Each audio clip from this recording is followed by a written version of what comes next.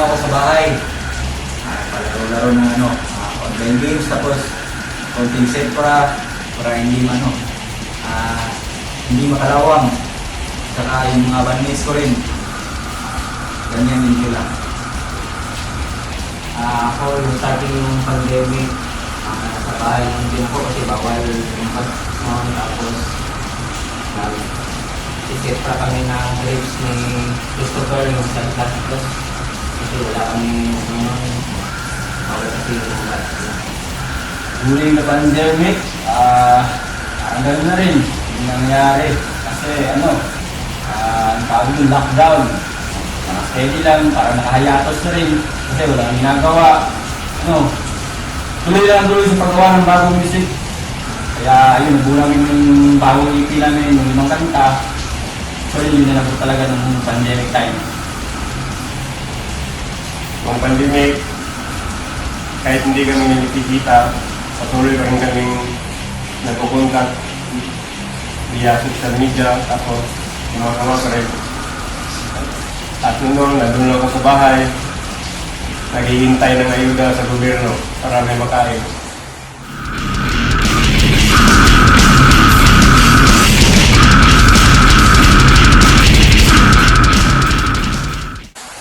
Oo, may iba namang sound. Like Pinoy rock, death metal, black metal, sa lahat. Noong pandemic, nagtatrabaho pa rin ako araw-araw para sa pustusan ng pagkain. Ako, aside from death metal and brutal death, siguro, hardcore. Ayun, yun ako hindi ng hardcore. Saka, yung pandemic, ito lang ang ginagawa, mobile games. Kasi, boring sa bahay.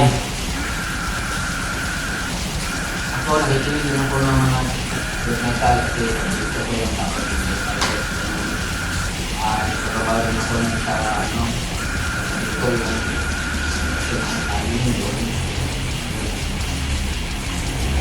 Ako, lumitik din ako ng ibang sounds. Like hip-hop, or ano bang uso ngayon. Para abis ko, maglalaro ng basketball, tulog, saka mobile games.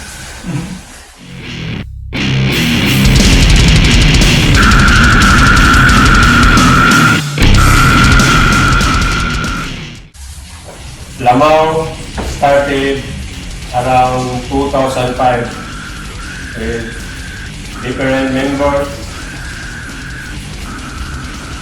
The band first called Deformity of Flesh.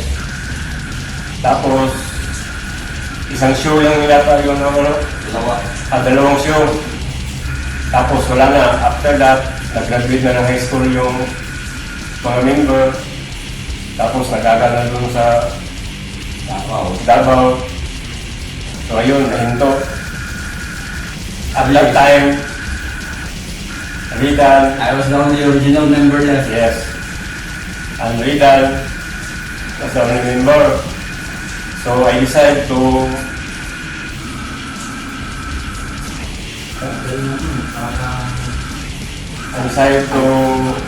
buuhin ulit ang banda. At tapos, yung isang kaibigan din namin na banda, yung Disastros, siya Encourage na kayo buuin ulit.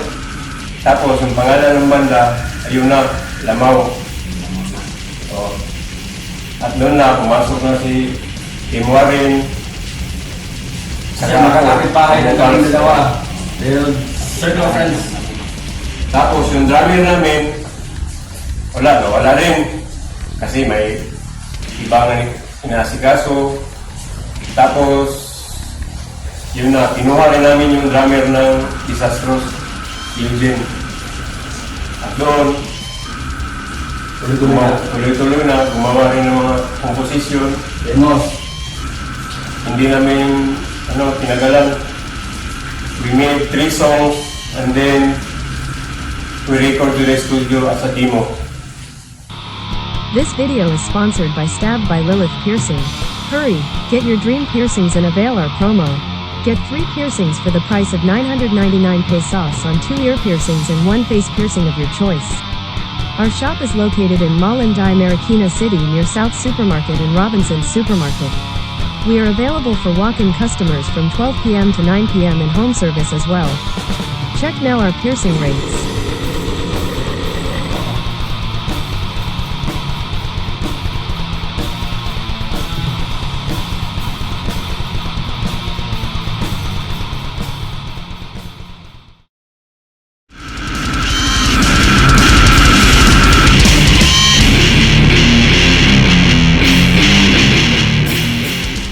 Usually, sa writing, ako talaga yung gumagawa. Una, nagawa ko yung mga riffs. Tapos, napakinig ko sa mga bandmates ko. Kung ano sabi nila, kung okay sa kanila, o hindi. Palitan namin. Tapos, hindi dugtong namin lahat ng ano, suggestions, lahat. Nakikinig ako sa mga bandmates ko kung anong mas okay. Nakapugan ko. Tapos, decide na kami na ganun yung takbo. Then, we decided that yun na yung song na i-record o i-compose namin. Tapos doon na namin sinasabay yung drummer. After that, sinimulan na namin sa studio. Tapos, yung mga riffs na Didan, of course, ang mga influence na yun. Like, si Palo Tripsy, Weeping the Cadaver, ganun. Sabi na i-decide din namin ang ginawa ni Red na riffs ko. Okay kami. So, maganda yung yun, apply naman ito song. Tapos yung drummer namin, kaibigan na namin to. Lagi kong sumasama. No, batang-bata pa siya noon. Nandun na siya, practice, sumasama sa gig. Pero may banda na siya noon, Disfiguration. Tapos, kasama kami sa mga gigs, Davao, sa ibang syudad. Kung Nakasesyon din ako sa kanila, mga ilang beses ko ngayon na gawin ako. Ang 2 beses? 2 beses ako. Oo nga pala, nag-session bar ka. sa Lanang Davao. Tapos dito lang, sa NS Bar. Nakasesyon din ako. Kaya, nung nawala na si Eugene, yung ululaman nila, siguro mas ganang loob nila sa akin na kunin ako sa tele.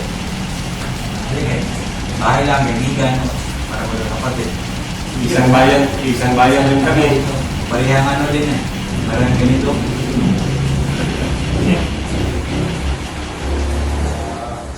Hirapan, medyo mahirap kasi dito sa amin sa Davao, yung mga panahon yun, studio dito, hindi pa ganun kaganda ng quality.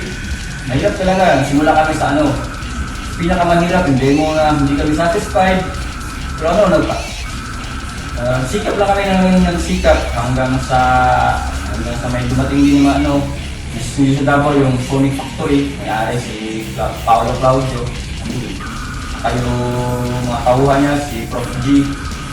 Siya ang tumulong sa amin talaga para ma-record namin yung full album ba.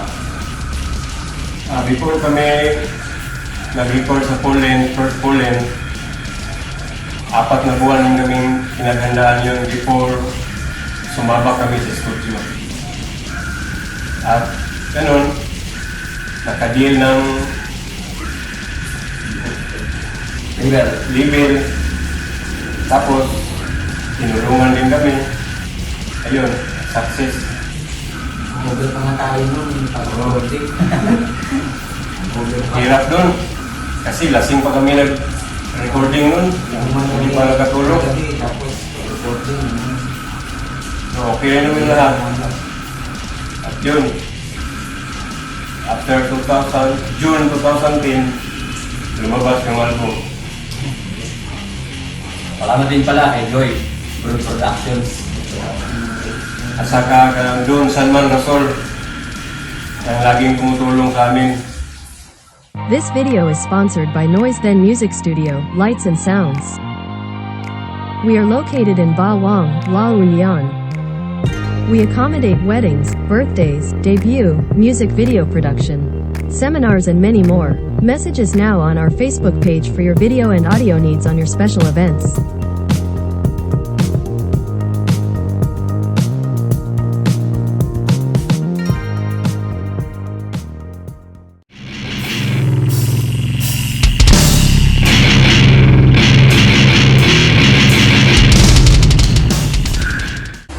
Yun yata, 2007, sa amin yung human mastication, internal torture, perverse molestation. Yun ang pinaka-memorable na lamaw. Set namin yun. 3 songs, hindi na natapos. Kasi nagkagulo na ang crowd. Suntukan na, lumilipad na yung mabuti. Yun. Forgettable talaga sa akin yung kasama namin yung pas-vomit. Ewan ko, anong taon na yun? Ano yun? 2018. Sa Manila. Brutal Troops Days. Sa Fountain Place, Davao City, ayun. Tagal-tagal na yun hindi naman maripal ko anong taon yun sa... Ayun yun.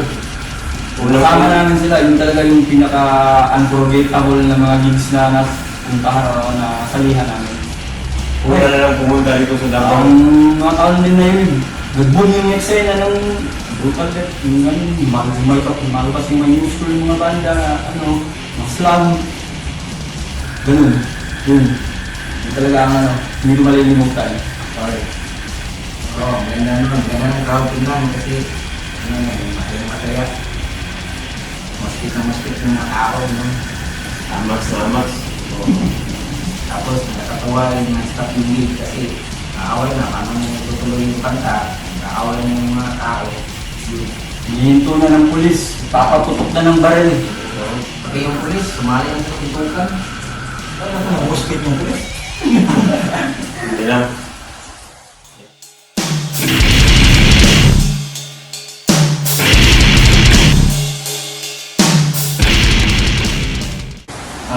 Eksena sa Davao City, napakasulit.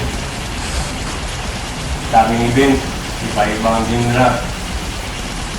May hardcore, thrash metal, black metal, OSDM, at saka meron pa nga grunge na event. Sulit yung Davao, tapos marami yung mga organizer. Yun. For me, ang sena dito sa Davao ngayon ay ako din sa ibang lugar.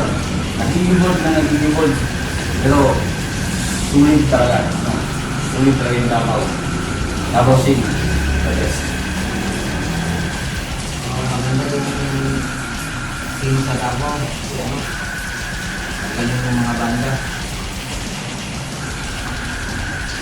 First, important ko sa metal scene sa Davao, siguro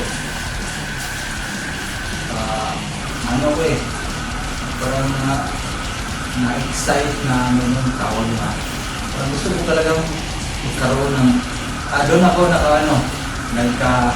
na-motivate ako ng gusto ko magbanda kasi nakita ko yung scene ng metal scene ng Davao parang astig tapos yun nagagdag boogie points okay lang yun lang Meron yung mga chicks ko na Kaya yung yung mga organizer dati, ang tawag dun. mga banda rin ng organizer. Kaya masigla ang eksena sa Davao talaga. Ganda yung mga organizer, ganda mag-organize.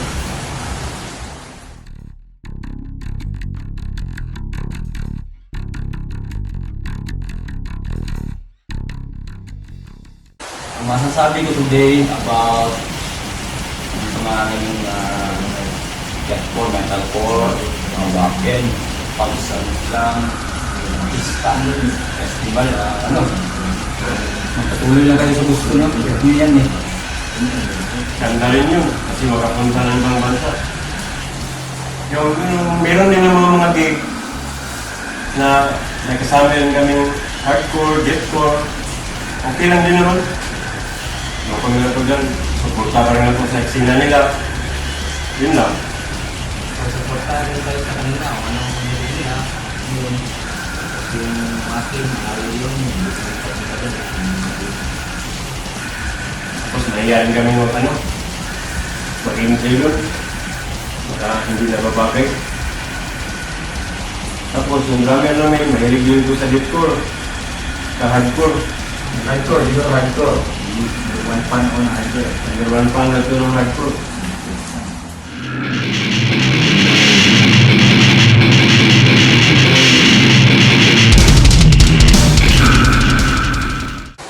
Yung love story ni Chris O'Donnell at saka Drew Barrymore, yung Mad Love. Ako, horror, big horror, Texas Chainsaw Massacre, Sources, tsaka anime. Yung palagi yung pinapanood ko. Saka yung series ko lang Prison Break, yung mga ganun, Netflix. Ayun. Lalo na nung pandemic kasi walang magawa. No, sinubaybayan ko lahat yung episode ng Wrong Turn, I Step in Your Grave, yung gano'n. Ulit yung movie yun, hindi na Wrong Turn. Ako, yung favorite ko, yung mga classic Pinoy, yung sila Ramon de Villa, yung mga gumat, kasi nakakatawa yun. Tapos, lapit noon, maganda tingnan ko ngayon, nakakatawa kasi yung Piling Saklaw, yung mga Mas paniki yung ITV, may mga bang ITV? Hindi rin, pero masarap yung mga kalaban sa Tito Diaz, Rudy Diaz, yun, Wander Moran, Max Alvarado. Yun. Favorite ko na movie o favorite ko na rin, siguro yung mga Di ba buhay yung pinapanood mo? hindi, Yun, yes. Mix, National Geographic, kasi mahilig ako ng mga science Yung documentary yan. Mahilig ako ng mga History Channel, yung mga nakaraan. Mahilig ako babalik ako sa past. Pang matalino ko lang yun. hindi na din siya eh. Nabalikan ko kasi yung past eh.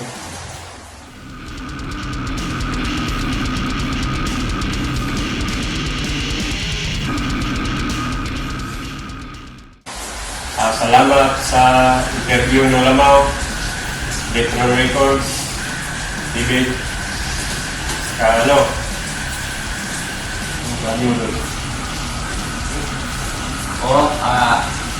Salamat ako, number one, especially sa Detron Records, sa opportunity na binigay sa amin na ma-feature sa page nyo. Patuloy nila suportahan yung Detron Records sa mga projects na gagawin nila, at saka sa mga bagong kanta rin na gagawin namin, siguro this year or maybe next year, gagawin kami yung full-length album. Yun. Detron Records, thank you for this opportunity. Thank you. Visit lang kayo sa page namin, Lamaw. Thank you, Detron Records, sa sa interview na ito. Tapos, yun. Detron Records, thank you sa pag-invite sa amin sa interview. Yung suporta sa Lamaw, thank you rin. Di ba, bahala kayo, hindi nyo, yung Lamaw, bahala kayo.